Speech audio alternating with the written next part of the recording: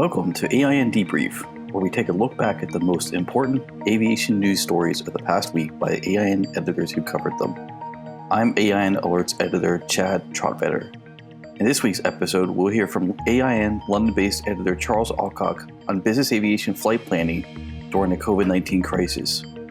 Also, we'll hear from transport editor Gregory Pollock on U.S. airline aid, Wichita-based editor Jerry Siebenmark on how to keep a business aircraft airworthy while it's in hibernation, FBO editor Kurt Epstein on the jet fuel glut, Washington, D.C. editor Carrie Lynch on the FAA's proposed supersonic noise rules, and editor-in-chief Matt Thurber on a crash that killed Hall of Fame baseball pitcher Roy Halladay. So, Charlie, tell us about the Marseille charter flight and just in general the flight planning during this crisis and how operators are coping with that. Yeah, certainly. So I started looking into an incident that happened Saturday before last, April the 4th, and it involved a chartered Embraer Legacy flying out of the London area, and on board were 10 people who chartered the jet to fly down to Marseille, essentially to go on a vacation trip. And what stood out about it was essentially they were stopped at the French border, they were stopped at Marseille airport and were refused entry. And what this revealed was that there seemed to be some disconnects and confusion about exactly how the various travel restrictions around the world are applying right now and how they apply in the case of specific flights. And evidently there was a miscommunication.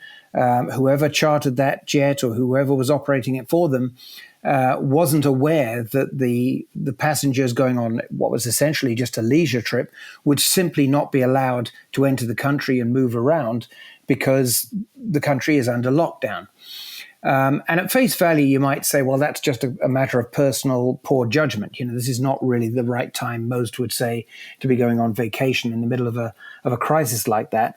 But what it revealed was that if people planning flights aren't careful, they can very easily fall afoul of the way rules are interpreted. And I went and talked to Universal Weather and Aviation, and their expert explained to me it's no longer enough to just look at the NOTAMs and the sort of published restrictions. You basically have to over-communicate. You have to approach the authorities in the place that you are planning to fly to and explain every single aspect of what you're planning to do and check, and double-check that that's going to be okay. So it was really quite revelatory and a useful lesson probably about never making assumptions that you know what the rules are. Right. And what does Universal, what do they recommend as far as how do you make sure that you're covering all your bases? Yeah, well, essentially what they say you should do is obviously you should start by looking at the NOTAMs and any, published rules being put out by the airport where you're flying to. But over and above that, you should make sure that you've communicated all the information that you need to communicate to the authorities where you're flying about the passenger list, the crew list, and most importantly, in this day and age, this information has to include exactly where all of these people have been in the previous 30 days. And of course, there are obvious reasons for that because they might have been in a so-called COVID hotspot. And again, Universal is saying it's not enough just to fire off emails with all this information and just assume everything was received. You have to follow up. You have to say, did I provide enough information? Was it the right information? Is there any more information you need? And can you please confirm with absolute certainty that this flight is going to be able to proceed? And they basically said you should keep doing this, pretty much right up until when the flight's going to happen, because evidently the rules and the interpretation of the rules can change at very, very short notice and without adequate warning. Okay, thank you, Charlie. Greg, let's go to you next. Under the CARES Act that Congress passed about 2 weeks back, there was airline aid for that. So just tell us a little bit about what the airlines are eligible for, who's applying, and how it all works. Okay, Chad. Well, The payroll support program, as it's called, was revealed on Monday, and the Treasury Department said that there were 10 airlines that have agreed in principle to accept the aid with certain strings attached. The total amount was $25 billion, about 70% of which is direct grants. The rest, low interest loans. The biggest part of it went to obviously the three big airlines in the U.S., the three big majors, American, United, and Delta. There are a couple of, like I said, it's a couple of strings attached here. One is the fact that the airlines need to issue warrants for the purchase of stock options, basically, to the government to take a certain portion of the equity in the airline, in each airline. So it's at this point, it looks like a small amount because the airlines' stock prices are so low. But as they go up, it could turn out that the government actually owns more of these carriers than at first blush. However, all the airlines are pretty happy with the way it's been administered at this point, and for the amount of money they're getting, it seems like a really good deal. There was also some money in there for Boeing, but Boeing hasn't accepted yet. What's that all about? Yeah, that's a separate thing, but Boeing initially had asked for $60 billion before the CARES Act actually was implemented. Turns out that once it became clear that the government would need to probably take an equity stake in the company, the board and the CEO David Calhoun kind of balked at that. I guess there's some apprehension about the government having any kind of the sort of equity stake that they expect to take. There hasn't been a lot of information about how much that would be, and since David Calhoun said that he really had no interest in the government taking a stake in the airline, there hasn't been a lot of information about how the negotiations are going right now. Okay. All right. Thanks, Greg. Sure. Jerry, let's switch over to you. You did a story this week on aircraft that are in hibernation and the maintenance that's required for that. So what did you find out about this? Yeah, well, Chad, it turns out there's a lot more to parking an airplane for a period of time than just putting covers on the engine inlets and pitot tubes. That is, unless you're willing to spend a lot more money and time getting your business jet ready to fly again. We talked with several maintenance experts and also listened into an NBAA webinar last week on the topic, and they recommend a host of things that owners and operators should do when they park their airplane for a long period of time. Two of the key things they universally agree on is regularly exercising the aircraft and then also documenting every single thing you do maintenance-wise with the aircraft during its dormancy. When I say exercise, that means physically pulling the aircraft out of its hangar, powering up the airplane and all of its systems, including SATCOM and internet, and basically working through the same pre-flight checklist you normally would, and then some. The documentation part is especially key, they say, because when it comes time to sell the aircraft, the buyer's going to want to know what, if anything, you were doing during those weeks or months the jet was idle, and what you were doing to keep it mission ready. And not documenting those maintenance steps could very well affect the sale of the airplane or how much money you get for it. Did they indicate that there's anything special that you need to do before reinstating the fleet? Did they discuss that? Obviously, the hibernation is just keeping the airplane in I guess, airworthy condition. But is there any kind of major checks that they're suggesting before they're able to fly again when we're allowed to? really, if you follow the pre and during maintenance steps that they outline, there's really very little. It's my understanding required on the back end when you're getting ready to fly, other than what you would normally do through a pre-flight. Okay. All right. Well, actually, let's go over to Kurt.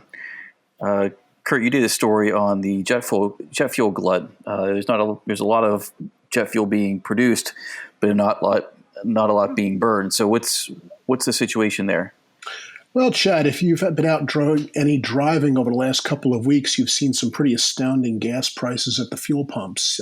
Prices are down because of lower demand, and the same is true in the aviation industry. The airlines have drastically reduced their flight schedules, and with those lack of flights comes an oversupply of jet fuel. And the oil companies, the oil producers, they apparently can't simply just on a whim shut down production. So that's resulted in a situation where there's a lot of oil on the market, a lot of jet fuel on the market. Prior to the COVID-19 pandemic, airline fuel consumption in the U.S. alone was running about 1.7 million barrels per day. And at the beginning of April, that had dropped down to about 1.3 million barrels per day. And that's that even takes into account fuel that's being produced and going into storage, not necessarily into aircraft fuel tanks. And there's some estimates that show that by April, that could drop down to as low as 607,000 barrels per day. So that's a huge drop-off.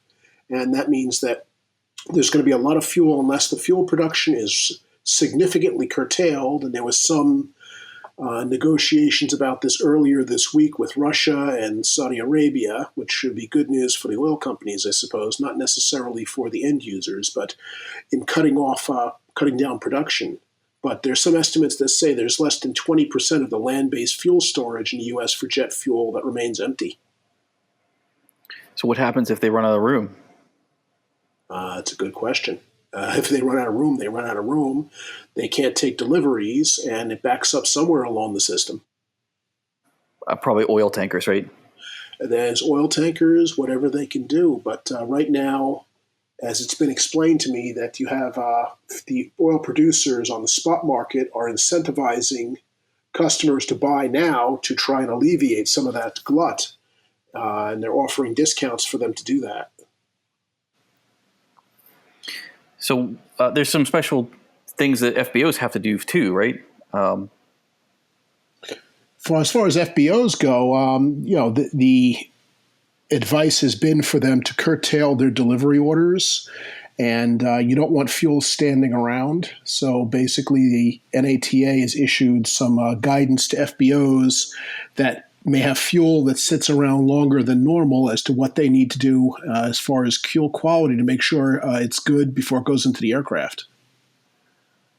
What about, did they say anything about aircraft owners, about what they should be doing about the fuel in their tanks? Well, aircraft owners, recently there was a FAA special airworthiness information bulletin on biocides and the use of those, in which the FAA has found some situations with two of the popular brands. One of them made by DuPont, Cathon, the company has ordered it to be stopped use immediately while more investigations being done. The General Electric has basically removed the product from its list of approved engine additives. So while it's not a full-fledged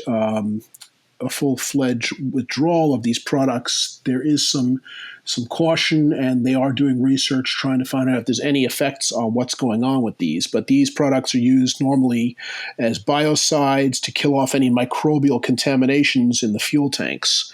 Because of aircraft with water in their tanks, this could be a good environment for microbes to grow. That's what these products are typically used for. Okay, great. Thanks, Kurt. Carrie, let's go over to you. The FAA released its preliminary rules on supersonic noise, well, at least for the airport environment. So what's in the NPRM? Chad, FAA released the NPRM on April 13th, and it applies to takeoff and landing noise standards under Part 36. This is important because there are no such noise standards for supersonic aircraft, except for the Concorde. There's a little carve out, so it's essentially served as a de facto ban for bringing any supersonic aircraft to market. Now, to answer your question directly, what is in the NPRM?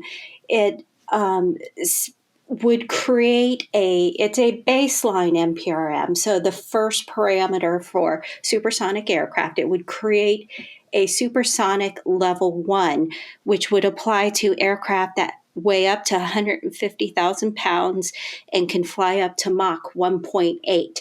What it doesn't do is lift the ban on sonic boom. So you still can't fly supersonic over land. It's only talking about taking off and landing. It would establish a noise threshold that is greater than what is currently stage 4, but would not quite reach stage 5. And importantly, there's some flexibilities built into the NPRM that reflect the different noise characteristics of supersonic aircraft. This was a key thing that supersonic developers and people in the industry have been wanting, because they just make noise different because of the design of the wings and some of the parameters of the engines. And so the NPRM is open for comment through July 13th. It is the second of 2 NPRMs that the FAA has released in less than a year regarding supersonic. There's also one discussing special flight authorizations that would enable some supersonic testing while going through certification trials. And that's been under review. That's already been out for comment, and that's been under review too. And actually, there's already been some comments on the new NPRM, the noise one. There's been some opposition from some environmental groups. Can you just say a little bit about that? Yes, well, both NPRMs have gotten quite a bit of opposition from the environmental groups.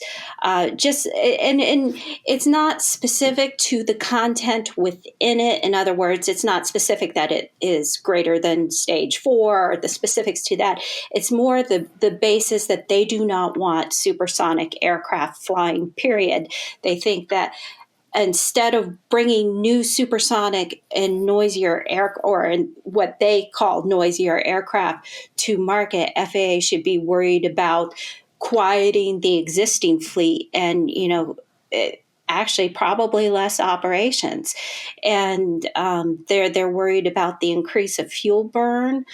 They think that that is much greater that on a supersonic airplane than in a civil airplane, and they've come up with some studies that if there was this massive supersonic fleet, what it would do as far as noise goes. The Center for Biological Diversity is a key impetus. They're coordinating with many others, though, in their comments, and they've already put the NPRM was released on April 13th, which was just a few days ago, and within a day, they already had a press release out saying that this was going to be catastrophic or devastating for the environment.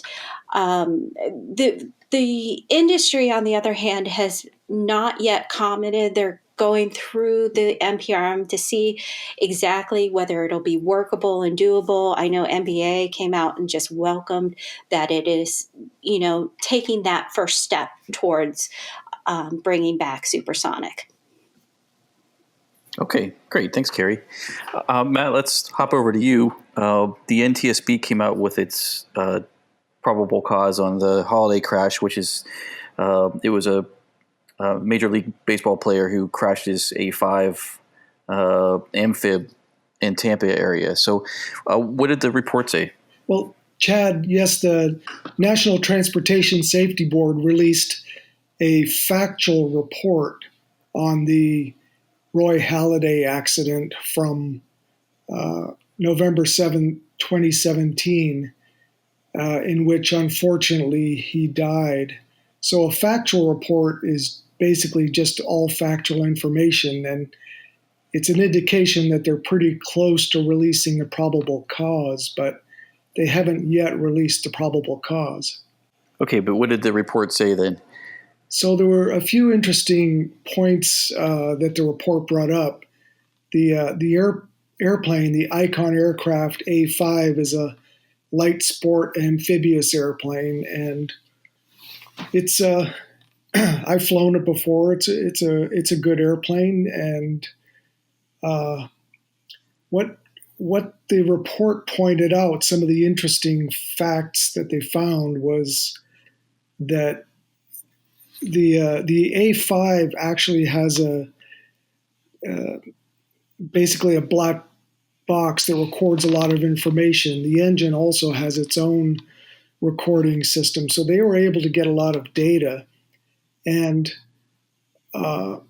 they found information in the black box that showed that before the flight, Halladay had flown under the Sunshine Skyway Bridge near St. Petersburg. The bridge has a vertical clearance of 180 feet. This is not a normal way to fly an airplane. And what was even more interesting, the NTSB pointed out, was that Halladay logged the fact that he'd flown under the bridge in his logbook.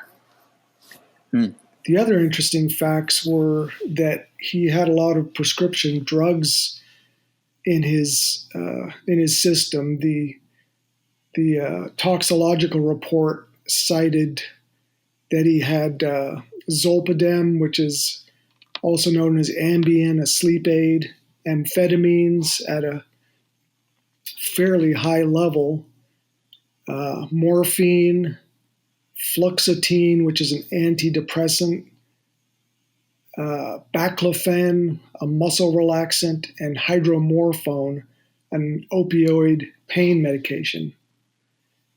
So what did the data say before the crash, though? What did it show?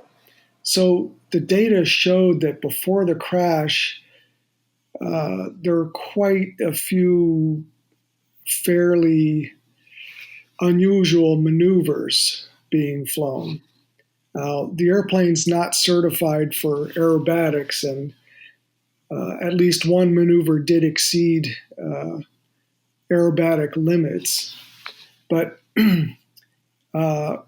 things like a rapid climbing S-turn from 0 to 134 feet, then down to 36 feet, pulling almost 2 Gs, and a maximum angle of attack of 7.5 degrees, then a climbing right 360-degree turn from 19 feet to 136 feet, again pulling almost 2 Gs and almost 16 degrees of angle of attack. And the NTSB pointed out that angle of attack is in the red band on the A5's angle of attack indicator.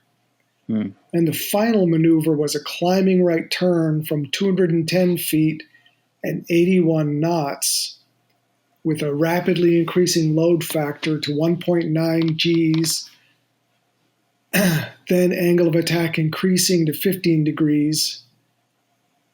And about 3 seconds later, the engine was pulled back from 99% to about 27%,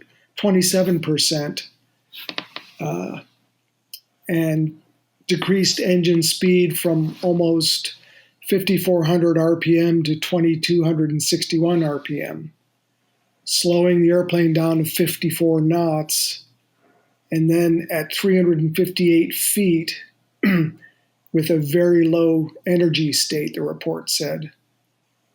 The computed bank angle was up to 50 degrees and pitch angle more than 30 degrees, and then it descended towards the water.